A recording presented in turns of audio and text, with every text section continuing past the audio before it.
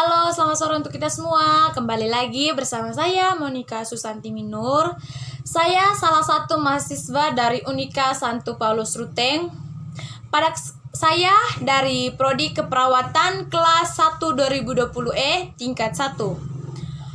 Oke teman-teman, pada kesempatan ini saya akan menjelaskan teori pembelajaran dan pendekatan pembelajaran.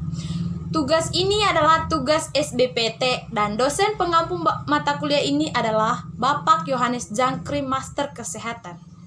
Jadi, sebelum saya menjelaskan tentang konsep teori pembelajaran, pertama-tama saya akan menjelaskan tentang teori belajar. Apakah teman-teman tahu apa itu teori belajar? Oke, simak ini.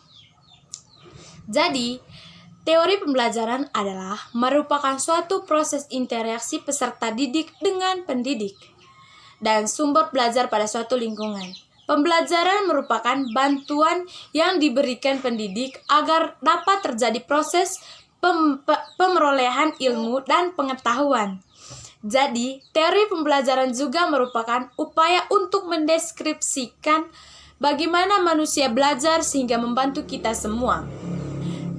Teori belajar pula diartikan sebagai teori yang mempelajari perkembangan intelektual atau mental seorang siswa. Oke, itu yang dimaksudkan dengan materi belajar. Teori belajar, bukan materi. Ya, jadi saya akan menjelaskan tentang konsep teori belajar. Konsep teori belajar adalah konsep teori belajar adalah suatu sistem atau proses perencanaan belajar yang ditunjukkan kepada pelajar supaya mencapai hasil yang sangat maksimal. Kita sebagai pelajar itu harus membutuhkan proses yang sangat-sangat sulit untuk mencapaikan hasil yang sangat maksimal. Untuk mencapai ijazah ataupun gelar kita nanti, kita itu membutuhkan proses yang sangat panjang. Yang kedua, jelaskan tentang konsep dan macam-macam pendekatan pembelajaran. Yang pertama, saya menjelaskan dulu tentang konsep pendekatan pembelajaran. Konsep pendekatan pembelajaran itu adalah jalan atau cara yang akan ditempuh dan digunakan oleh pendidik untuk memungkinkan siswa belajar sesuai dengan tujuan tertentu. Apakah siswa itu belajar sesuai dengan tertentu ya? Atau kayak bagaimana? Yang kedua, saya akan menjelaskan bermacam-macam pendekatan pembelajaran. Karena macam-macam pendekatan pembelajaran ini ada 10. Yang pertama, pendekatan kontekstual. Pendekatan kontekstual ini merupakan pendekatan yang membantu guru mengaitkan antara materi yang diajarkan dengan situasi dunia nyata siswa dan mendorong siswa membuat hubungan antara pengetahuan yang dimilikinya dengan penerapan dalam kehidupan mereka sehingga anggota keluarga dan masyarakat. Pendekatan kontekstual ini sendiri juga dilakukan dengan komponen-komponen pembelajaran yang sangat efektif. Yang kedua, pendekatan konstruktivisme merupakan pendekatan dalam pelajar yang lebih menekankan pada tingkat kreativitas siswa dalam mengalurkan ide-ide baru yang dapat diperlukan bagi pengembangan diri siswa yang didasarkan pada pengetahuan.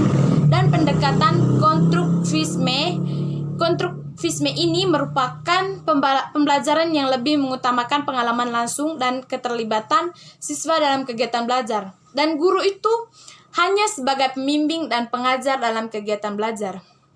Semacam kayak begini, guru itu kan hanya sebagai pengantar. Jadi siswa yang hanya mengeluarkan ide-ide atau pendapat mereka tentang suatu materi yang mereka belajar pada hari itu. Yang ketiga, pendekatan deduktif. Pendekatan deduktif adalah pendekatan yang menggunakan logika untuk menarik satu atau lebih kesimpulan. Kesimpulan berdasarkan seperangkat premis yang diberikan. Pendekatan deduktif juga proses penalaran yang bermula dari keadaan umum ke keadaan khusus sebagai pendekatan pengajaran yang bermula dengan menyajikan aturan, prinsip umum, dan diikuti contoh-contoh khusus atau penerapan aturan. Yang keempat, pendekatan deduktif. Pendekatan deduktif ini adalah Pendekatan pengajaran yang berawal dengan menyajikan sejumlah keadaan khusus kemudian dapat disimpulkan menjadi suatu kesimpulan prinsip atau suatu aturan. Pendekatan deduktif juga cara mengajar dengan cara penyajian kepada siswa dari satu contoh yang spesifik untuk kemudian disimpulkan menjadi suatu aturan prinsip atau fakta yang pasti. Yang kelima, pendekatan konsep adalah pendekatan yang mengarahkan peserta didik menguasai konsep secara benar dengan tujuan agar tidak terjadi kesalahan konsep.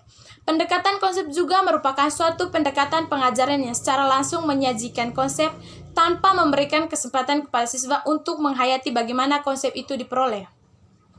Pembelajaran dengan menggunakan pendekatan konsep berarti siswa dibimbing memahami suatu bahasa melalui pemahaman konsep yang terkandung di dalamnya. Dalam proses pelajaran tersebut, penguasaan konsep dan subkonsep yang menjadi fokus. Yang keenam, pendekatan proses adalah merupakan pendekatan pembelajaran yang memberikan kesempatan kepada siswa untuk menghayati proses penemuan atau penyusunan suatu konsep sebagai suatu keterampilan proses, dan pendekatan proses ini juga adalah pendekatan yang berorientasi pada proses bukan hasil. Pada pendekatan ini, peserta didik diharapkan benar-benar menguasai proses. Pendekatan ini penting untuk melatih daya pikir atau mengembangkan kemampuan berpikir dan melatih psikomotor peserta didik.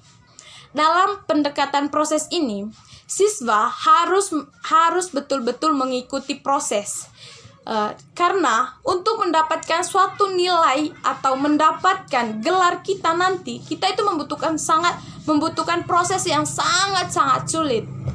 Proses kita tuh banyak, proses kita itu banyak sekali.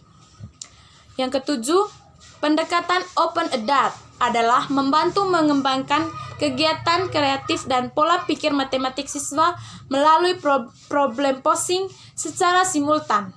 Dengan kata lain, kegiatan kreatif dan pola pikir matematik siswa harus dikembangkan semaksimal mungkin dengan kemampuan setiap siswa. Jika siswa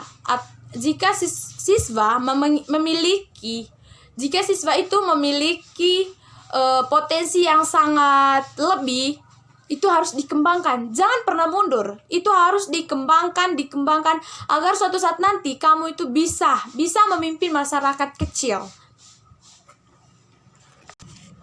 Yang kedelapan, pendekatan saintik.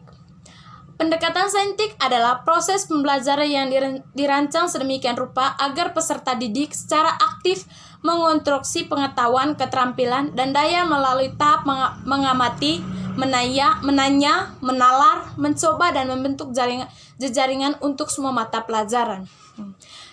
Dalam pendekatan ini, siswa itu harus aktif, dan siswa itu harus bertanya kepada dosen ataupun guru mereka.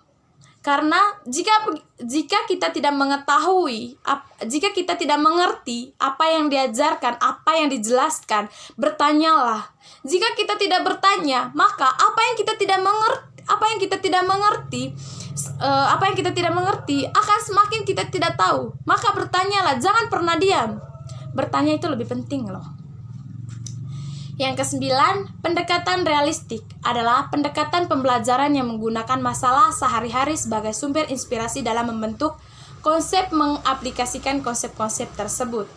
Dengan konsep ini, kita itu menggunakan masalah sehari-hari. Pokoknya contohnya kayak contoh dalam politik atau kayak bagaimana begitu. Kita itu mengambil pendekatan realistik ini menggunakan masalah sehari-hari kita. Habis itu kita membutuhkan konsep bagaimana ini nantinya, jalan keluarnya kayak bagaimana, begitu.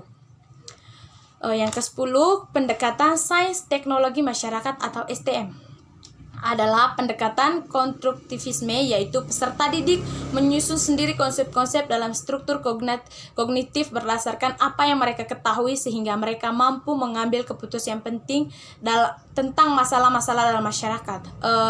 Contohnya untuk pendekatan sains teknologi masyarakat ini adalah jika kita membuat suatu rancangan, kita itu harus membutuhkan konsep-konsep apa yang kita butuhkan nanti dan apa yang kita persiapkan nanti. Kita itu harus membutuhkan konsep yang sangat-sangat matang. Jika semuanya sudah disiapkan, konsepnya mau bagaimana nantinya, intinya kita tuh harus kompak.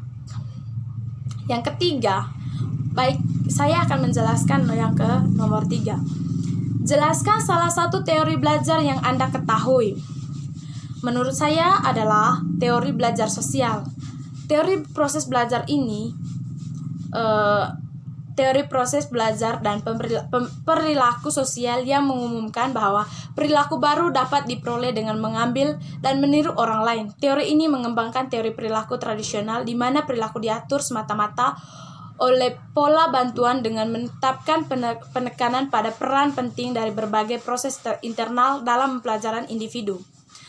Dalam konsep ini, dalam teori sosial ini, kita itu membelajarkan suatu tingkah laku seseorang. Kita harus mempelajari semua tingkah laku teman kita. Seandainya teman sekelas kita kan tingkah lakunya atau wataknya kan berbeda, kita itu harus saling belajar kayak bagaimana nantinya sifatnya dia. Kita tuh harus perlu belajar sifatnya mereka, agar suatu saat nanti jika kita ada masalah ataupun bagaimana, jalan keluarnya tuh tidak terlalu susah, itu gampang. Jika kita itu sudah jika kita itu sudah belajar sifat satu sama lain, maka jika ada masalah sepele, masalah yang sangat besar, jalan keluarnya itu gampang. Yang keempat, nomor 4, uraikan tentang konsep teori belajar, behavioristik, dan penerapannya dalam pembelajaran. Oke. Menurut konsep teori behavioristik adalah perubahan tingkah laku sebagai akibat dari adanya interaksi antara stimulus dan respon. Dengan kata lain, belajar merupakan bentuk perubahan yang dialami siswa dalam hal kemampuan untuk bertingkah laku dengan cara yang baru sebagai hasil interaksi antara stimulus dan respon. Dalam siswa itu harus tingkah lakunya jangan terlalu sombong. Seandainya jika ada seorang siswa ataupun teman-teman kita yang tingkah lakunya kurang baik, kurang kayak bagaimana, kita harus diberitahukan. Tuh. Yang kelima, uraikan tentang konsep teori belajar kognitif dan penerapannya dalam pembelajaran.